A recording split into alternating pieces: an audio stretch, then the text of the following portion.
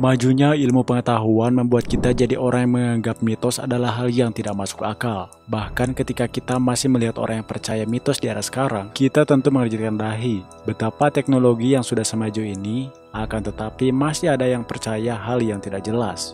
Namun di era sebelum ilmu pengetahuan jadi semaju sekarang, mitos bahkan jadi pegangan hidup. Semua hal tentang mitos dipercaya tanpa ada penelitian ilmiah terlebih dahulu. Ada banyak hal, mulai dari bentuk bumi, fenomena, hal medis, semua dipercaya mengacu pada mitos. Bahkan ilmu pengetahuan yang datang sempat ditolak mentah-mentah. Kira-kira mitos apa sajakah itu?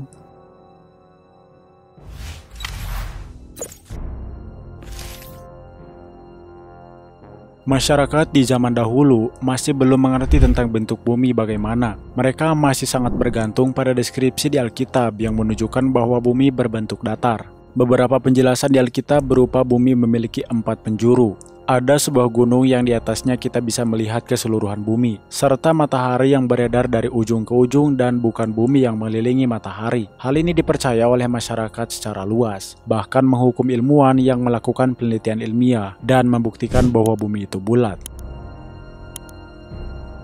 Salah satu kisah menarik adalah sang petualang Christopher Columbus yang mendapat peringatan keras dari para uskup agar tidak berlayar terlalu jauh, agar tak terjatuh ke pinggiran bumi. Columbus pun yang akhirnya menginjak banyak pulau baru di bumi, dianggap tidak beriman oleh gereja.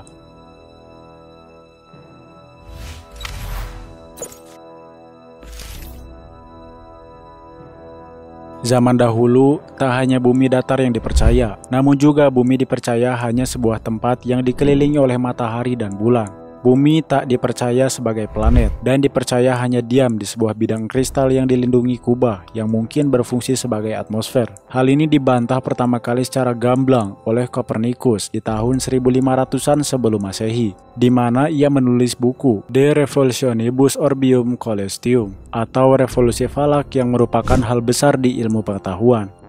Meski dalam hidupnya ia banyak menelurkan buku dan karya hingga memunculkan revolusi Copernicus karena ia berhasil membuka mata ilmuwan lain tentang berbagai hal yang berbau astronomi. Dia dianggap sesat oleh gereja. Hal ini tetap jadi hal yang dipercaya meski sudah dibuktikan secara ilmiah. Baru ketika pada era Galileo, masyarakat mulai terbuka karena sudah adanya teleskop.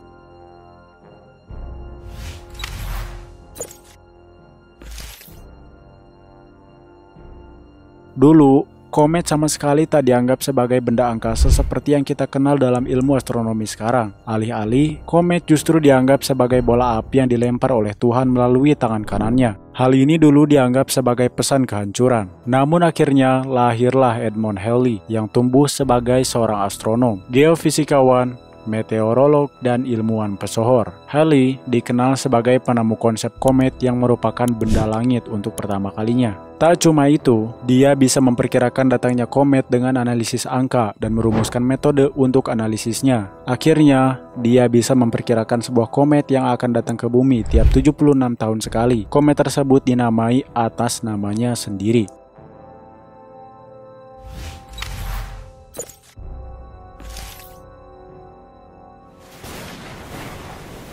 Dahulu, petir telah lama ditakuti sebagai murka Tuhan kepada para pendosa. Di berbagai belahan bumi lain, petir dianggap sebagai senjata dari dewa Zeus. Sementara untuk masyarakat Viking, petir adalah sesuatu yang diproduksi oleh Palu Thor. Makin lama, karena petir sudah membunuh banyak sekali orang dan juga mencederakan lebih banyak orang dan bangunan, petir mulai dipahami secara ilmiah agar bisa ditangkal. Adalah salah satu proklamator Amerika Serikat, Benjamin Franklin, yang pertama kali menemukan penangkal petir yang akhirnya digunakan hingga sekarang. Meski demikian, umat Kristen waktu itu justru mengecamnya karena seakan-akan ingin bermain dengan kuasa Tuhan.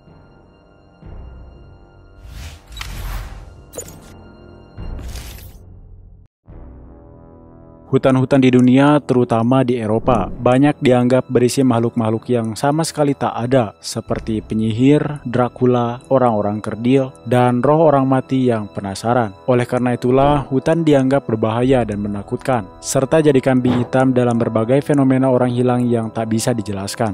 Namun seiring waktu, makin banyak eksplorasi tentang lingkungan dan kesadaran akan alam makin tumbuh di masyarakat. Hutan mulai dieksplorasi, Dan akhirnya diketahui bahwa hutan berisi banyak sekali flora dan fauna yang menakjubkan. Banyak diantaranya yang memang berbahaya, namun sama sekali bukan berupa makhluk aneh. Tingkat keberbahayaan flora dan fauna akhirnya dipahami sebagai bentuk dari pertahanan diri mereka terhadap mangsa.